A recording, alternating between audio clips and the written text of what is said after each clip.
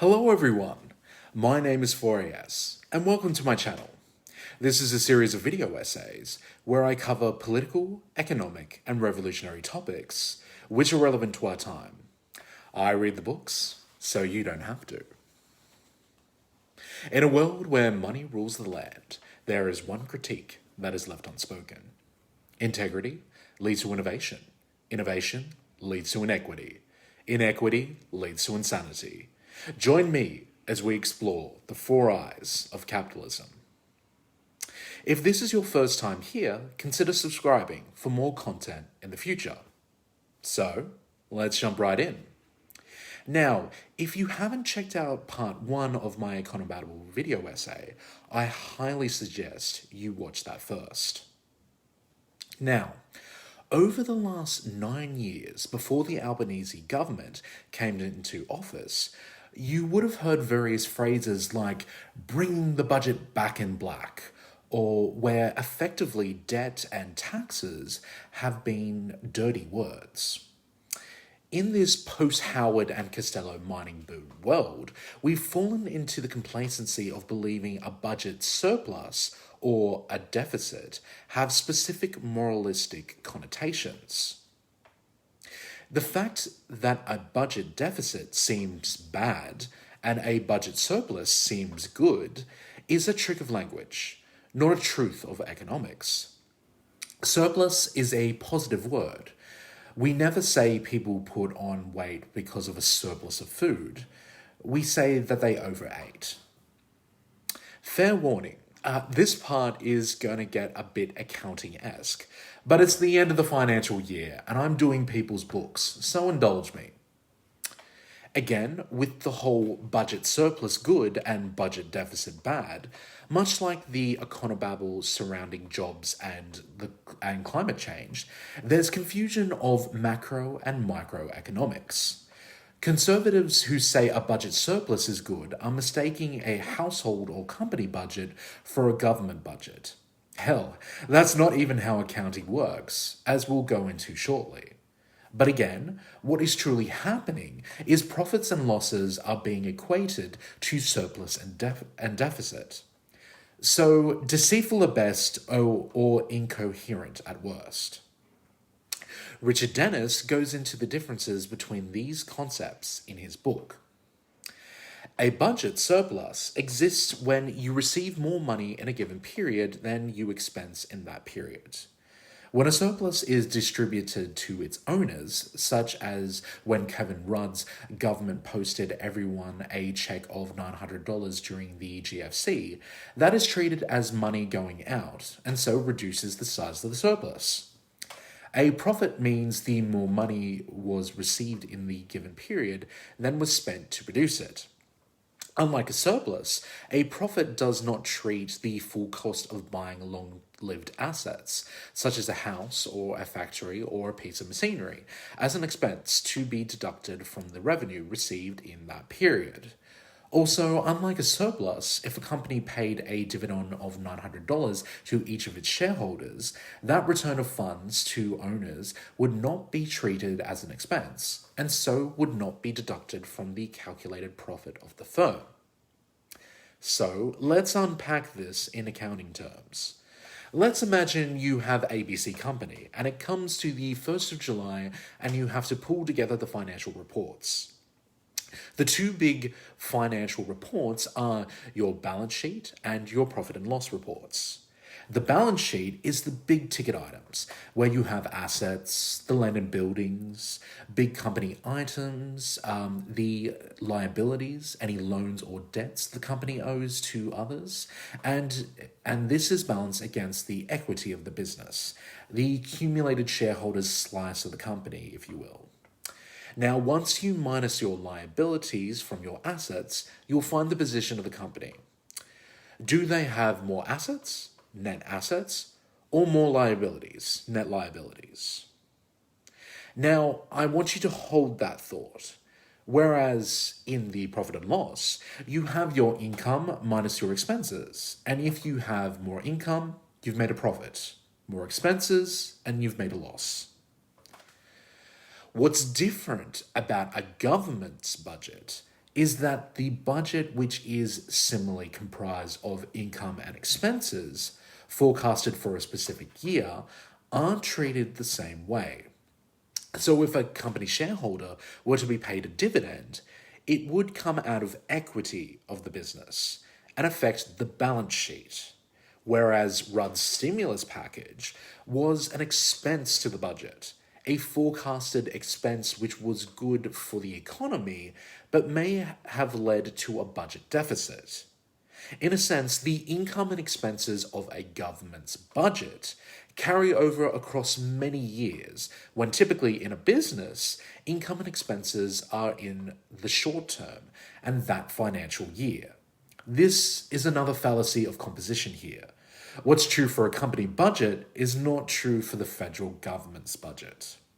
We're comparing apples and oranges when really companies to begin with don't even care about their budget deficits. They care about profits. At the peak of the mining boom, a period in which world commodity prices were higher than they had been in a century, BHP and Rio Tinto were running budget deficits. Indeed, so unconcerned is BHP board about the size of their budget deficit that it's never even mentioned in the company's annual report. So when you hear a conservative politician say debt bad or budget deficit bad, then you can rightly ask, well, where is all the expenditure going? What sort of long-term investment is it being put towards? Not only did the lockdowns that accompanied COVID-19 reduce the size of the economy and, in turn, the amount of tax collected, but the Morrison government announced enormous new spending measures like JobKeeper and the JobSeeker supplement. If Conservatives really are worried about budget deficits, then why do they keep causing them with expensive tax cuts? American conservatives have a name for their strategy of causing budget deficits in order to justify future cuts to services. They call it starving the beast. You can also call it Reaganomics, Thatcherism, or neoliberalism, but that's getting a bit off topic. So what's important is, are we investing that budget into education? Are we investing that budget into protecting the climate? From here, I could go on as to when Richard Dennis talks about the free market and monopolies, or the myth of free trade and how it's used for geopolitical purposes. But I think it's more important to head straight for the million-dollar question. How do you deal with Econobabble?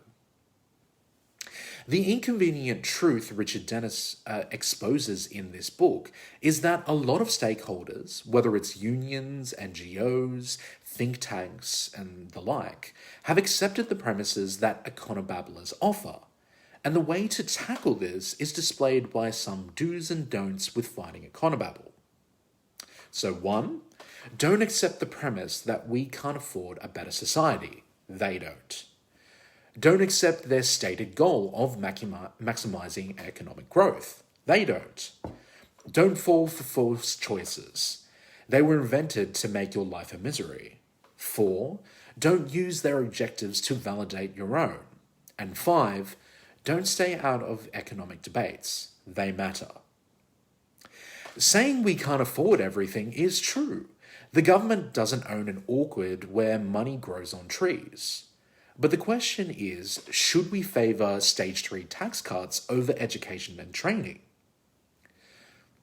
The tax cuts, costing a reported $158 billion, have been described in the following ways. While part-time workers will score a measly $255 per year under the Stage 3 tax cuts, the wealthy, including Prime Minister Scott Morrison, will ultimately secure a windfall of $11,640 a year. Or Australia's Institute analysis confirms that for every dollar of tax cut that women get, men get $2.28. Or if tax cuts were divided between men and women, men get 70% of the tax cut cash, while women get only 30%. Or more than 50% of the benefits go to the top 10% of taxpayers, while 90% of the benefit goes to the top 20% of taxpayers. The government can afford certain programs that can benefit society, or programs that can benefit certain people's pay packets. If you put this to the everyday person in plain English, it's fair to say what they would go for, and it's not in the Econobabblers' best interests. Saying that we can't afford to do something sounds a lot nicer than saying that we don't want to do it. Imagine if a Prime Minister said, "I don't want to improve the quality of aged care. I'd rather provide tax cuts to higher income earners." People need to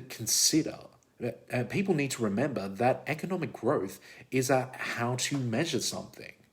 Gross domestic produce, or GDP, is a shorthand that we are producing stuff, and when it comes down to it, it is what we are producing that really matters. Similarly, if Conservatives truly wanted to increase GDP, then they would be keen to provide low-cost, high-quality childcare to parents who wanted to re-enter the labour force after having a child. And at the beginning of the COVID-19 crisis, that is exactly what the Morrison government did when they made childcare free. Think about that.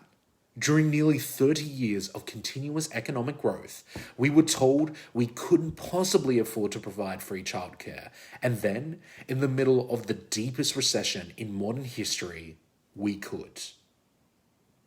And this is where false equivalency comes in. Do you protect the natural habitat or forestry jobs? Do you tackle climate change, or do you invest in schools or hospitals? Again, it goes back to the government and society focuses on to spend its money. If a commentator goes out and says it's either low wages or high inflation, what it will be, you should be skeptical. Maybe even reject the premise of that question. There are reports out there that it is in fact profits that are pushing up inflation rather than wages. Well, that's all well and good, but what can I do to combat this? Well, to combat Econobabble, you need to 1. Call out the bullshit every time you hear it. 2. Do sell the big picture by selling the small picture, and sell the small picture by selling the big picture. 3. Do take the high ground and engage in debates. 4. Do work with others outside your silo. You are not always your best spokesperson. And 5. Do use new ideas to build new alliances. You can't influence a debate if you never participate. Rhyming aside, there is some common sense here.